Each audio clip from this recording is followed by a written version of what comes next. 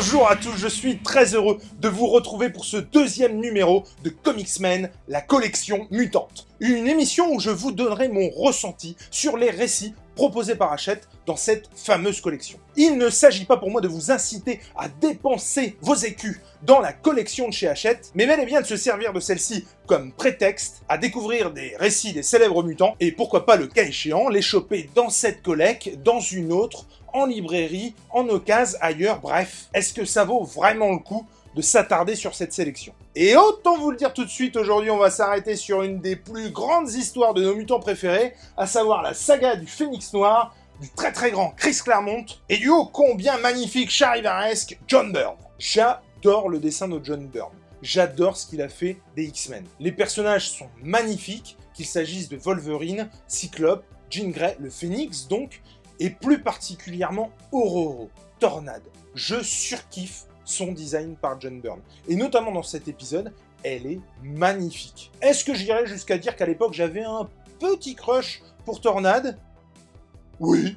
Vous pourrez retrouver à l'intérieur de cet ouvrage les épisodes d'Uncanny X-Men, du 129 au 137. Et là, alerte rouge. Pourquoi? Parce que c'est n'importe quoi. Qu'il s'agisse de la précédente collection Marvel de référence, regroupant au passage les mêmes épisodes, proposés sensiblement au même prix, voire moins cher en occasion, de cette fameuse collection mutante, où le tome 2, pour rappel, est proposé à 8,99€, ou le tome regroupant les mêmes épisodes dans la collection Must-Have à 14 ou 16 €, il en manque un les gars, on est marron hein. Revenons en détail, si vous le voulez bien, sur ces fameux épisodes. Alors dans cet épisode 129, qu'est-ce qui se passe? C'est pas compliqué. La Jean Grey, habitée par la force Phénix, a des visions, ou en tout cas yoyote sérieusement de la cafetière depuis un petit moment. Elle se voit au XVIIIe siècle, habitée, fricotée, que sais-je encore, avec un certain Wingard. Elle se retrouve tantôt donc emperruquée, entichée d'un gars de la haute, pour revenir l'instant d'après câliner son cyclope préféré.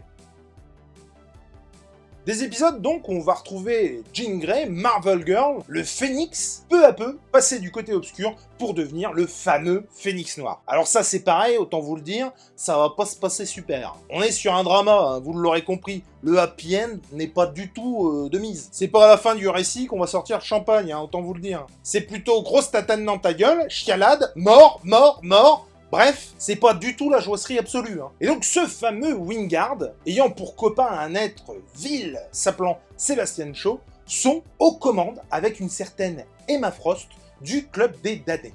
Vous le sentez venir quand même qu'il la recrute pas pour jouer au domino avec un nom pareil. Et c'est dans cet épisode que vous retrouverez pour la première fois, si je ne m'abuse, la fameuse Kitty Pryde, ayant pour pouvoir de passer à travers les murs. C'est-à-dire la demoiselle n'est pas solide, je veux dire, elle est traversable. Vous voyez le...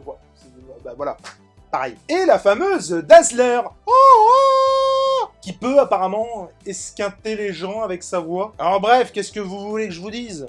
Dans le numéro 129, 130, 131, 132, on va aller recruter à travers les States 2 mutants, précédemment susnommés, une chez elle, j'ai envie de vous dire le coup classique, et l'autre, donc, dans une boîte de nuit. Je vous laisse deviner qui était où. Et puis, voilà, c'est là que tout dérape. Là, ça commence à... Voilà. Le Club des Damnés récupère les X-Men, les fout à poil, parce que manifestement, quand on fait prisonnier des gens, on les fout à poil, surtout si c'est des mutants, parce que c'est vrai que leurs pouvoirs viennent des costumes. Mais heureusement, Serval, Wolverine, en a ras le melon, prend les choses en main, enfin, en griffe, et va dépecer du sous-fifre au mètre carré. C'est dans ce même épisode que Sebastian Shaw m'a rappelé une coutume très courante dans les années 80, à savoir que quand on était dans un bal, si on se foutait sur la gueule, il fallait obligatoirement se foutre torse nu, puisque le gars, il est à moitié à poil pour défoncer les X-Men. Alors il les défonce, hein, mais c'est un peu ridicule le se foutre torse nu, moquette apparente. En tout cas moi ça m'a bien descendu le personnage quoi, je veux dire. Carrément moins charismatique quand même. C'est-à-dire, d'où te vient cette idée qu'à partir du moment où tu te chauffes, tu dois te foutre à poil? Il y a un vrai problème avec ces méchants. C'est à la fin du 134e numéro que Jean Grey, rebaptisée la Reine Noire par le Club des Damnés, invite un peu plus le Phénix à faire son nid. Et alors là, si dans mon âme de jeune gamin, il y a des couvertures qui m'ont fait péter la rétine, c'est ces 5-là. On a donc le numéro 134 avec la reine des damnés, disais-je, qui laisse peu à peu sa place au phénix, couvrant de rouge ses ennemis comme ses amis, avec un feu ardent et un phénix bel et bien omniprésent. La couverture du numéro 135 avec une Jean Grey revêtant le costume du phénix, arborant un regard de fou furieuse totale, écrasant de ses mains puissantes le logo des X-Men, avec ceci en piteux état à ses pieds.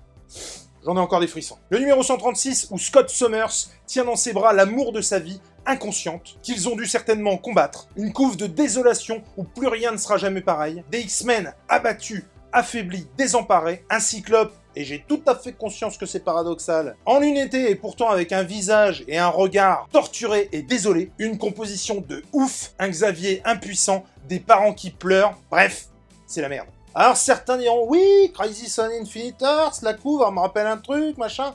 Crisis on Infinite Earths, c'est sorti en 1986. Aux dernières nouvelles, ça c'était 6 ans avant. Alors bon, je vous vois venir, je serais pas non plus étonné que cette couve se soit inspirée d'un autre truc, hein, faut pas déconner. Ne faites pas dire ce que j'ai pas dit. Le 137e épisode, qu'on pourrait qualifier d'un véritable baroud d'honneur cosmique, où Jean va devoir rendre compte de ses actes, et où les X-Men devront combattre pour leur survie et son salut. Une bataille jusqu'au dernier souffle, au bout du bout, qui justifie bien son numéro double. Ce 137e épisode est une sorte de jugement cosmique, où l'action et les dialogues sont savamment dosés, où on peut y voir bien plus qu'une équipe, une famille, et une Jean Grey face à ses démons, et surtout sa culpabilité. Et c'est tout, c'était le numéro 137, après il y en a plus, que ce soit ici ou ailleurs. Si vous voulez la suite, j'ai envie de dire les intégrales, ou alors l'absolute, que j'ai signé par Chris. Je ne comprends pas que dans ces recueils, qu'il s'agisse de la collection Must-Have ou de celle-ci, il n'y ait pas cet épisode épilogue de la saga du Phénix Noir, où Scott, comme on peut le présager sur cette couve,